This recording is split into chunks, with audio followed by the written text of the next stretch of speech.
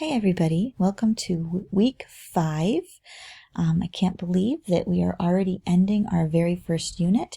So this week on Friday, we will be having our very first test. So let's get started to see what's going on this week. All right, so hopefully you have already printed out your course schedule so you can see what you need to do this week. Check it off as you go. We will have our classes at normal times this week, on Tuesday at 11 o'clock and at 6 o'clock, and then we'll have an optional study session on Thursday, the day before the test. So let's get started and see what we're doing this week. All right, so Monday, you are going to have a voice thread to complete on Monday, and in the folder on D2L in content, it looks really crowded in your Monday folder. And that's just because there's a whole lot of documents that you need for this voice thread. And the first document is a booklet. And this is not unlike your procedure packet. It's called Metacognitive Comprehension and Fix-Up Strategies. And it talks about what to do when you get stuck when you're reading, when you get to a place that's tricky and that you're confused. This booklet will help you with some strategies to problem solve your way out of the trouble. Okay, so that is going to be your very first job. This is something that I would, if I were you, I would print. Just like your procedure packet, you're going to be using this throughout the semester to help you problem solve your reading. So I would definitely print it if you have a printer. Otherwise, this is another thing that you put on your desktop and keep handy.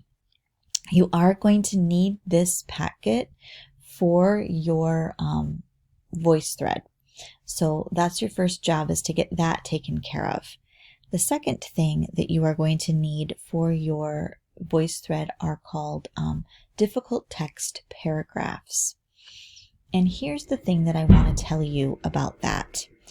I really encourage you to print them. This whole thing should be printed. It's just going to be easier for you.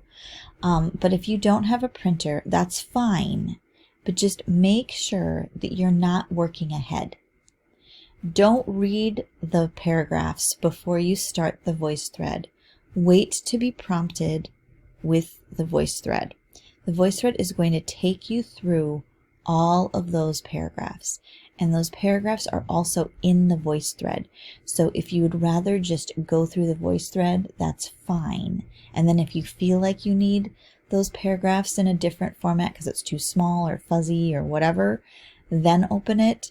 But the whole voice thread is really counting on you to stay on track with the lesson and not go ahead. If you go ahead, you won't learn as much. So please just stay on track with that voice thread. After you're done with the voice thread, there is an assignment. It's called The Theory of Continental Drift. And this is just practice to deal with your difficult text and to think about your thinking metacognitively as you problem solve. So in this assignment, there are questions that go along with this difficult reading. And I would like you to pay close attention to those questions because you will see them again later on in the week. And they're going to be important. Okay? So make sure that you get that done, and that goes into an assignment folder, this Theory of Continental Drift. So you're just going to be dealing with difficult texts, a voice thread, and a practice on Monday. Okay? On Tuesday, you get to practice doing another study read. You did a study read for Chapter 1, Context Clues. You did a study read for the Harvard article, Interrogating Texts. And now you are going to do another study read for the journal article. It's a research article by Carol Dweck called Brainology. And you are going to be learning about fixed mindsets and growth mindsets. And there's also a TED Talk that I have posted in your Tuesday folder. So you can watch that too. That might give you a little bit more handle on understanding brainology. But the study read procedure, of course, is in your procedure packet, which is in the Tuesday folder too, just in case you didn't print that. You're going to follow those directions, and your document that you will be handing in to the assignment folder will be an outline, a summary, and a small reaction telling me how you understood the text. And so that is Tuesday. You're going to be reading that article. On Wednesday, I have posted a practice test. This practice test is going to look a whole lot like our test number 1. Test number 1 will be a summative. You may not use your notes. You may not use the book. It will just be you, your brain, and the test. But this practice test is going to be a way for you to prepare for test 1. So on Wednesday, you should complete the practice test. You should spend your time trying to do it without your notes, noting what you know and what you don't know, what you need to study, and what you don't have to spend as much time on. This should happen on Wednesday, because on Thursday at 11 o'clock, I've already told you this, but we will have a study section at 11 o'clock. If you are feeling like you need to go over that practice test, I will be going over the practice test on Thursday at 11. And that does not mean that I will be just reading off the answers. We will be working with that. We'll be working in breakout groups with that. So please, if you're going to come, please come at 11 so we will know who's there and who isn't, and we can get into breakout groups and we can do the activities that I've planned for your test. Okay? Like I said before, when you are completing your practice test on Wednesday, you should try not to use your notes at all. You should just sit down and try and take the test like you were sitting down in the classroom, and that will really help you. After you're all the way done, I want you to circle and mark the places where you need to study, that you don't know it yet, okay? We will start there at the places that you don't know well on Thursday. Now, that does not mean that okay, so on Wednesday, you can still use your notes once you're all done and you've already marked all the places where you think you need help. You can go to your notes and help yourself then. But then on Thursday, we will begin with those tricky parts that were hard for you. And I will answer questions. Maybe a question is worded weirdly for you and you need some clarification. So that's what we will be doing on Thursday at 11 in that study session.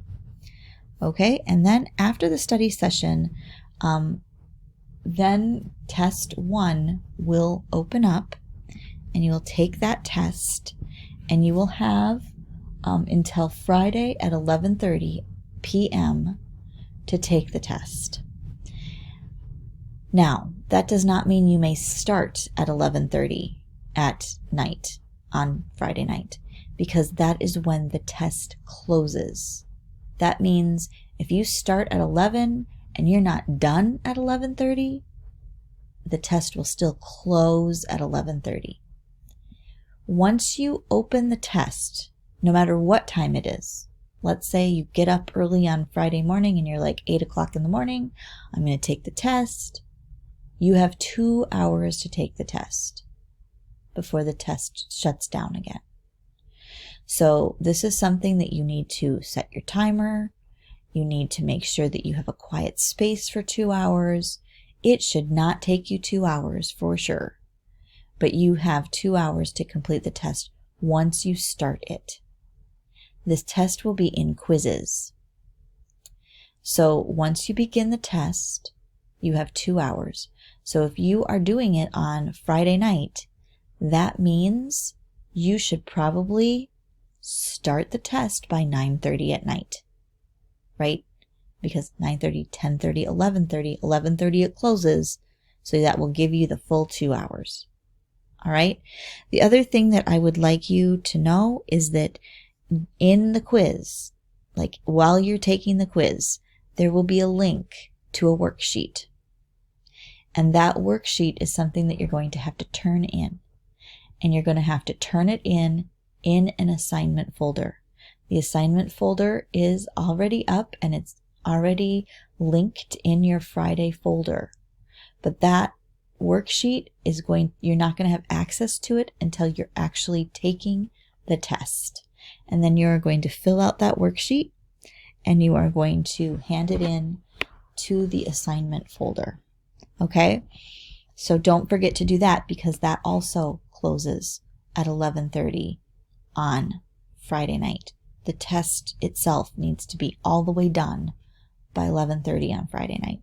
Okay? So that is your week. And I'm excited to see you guys on Tuesday. I hope you have a good week and I will see you in the next presentation.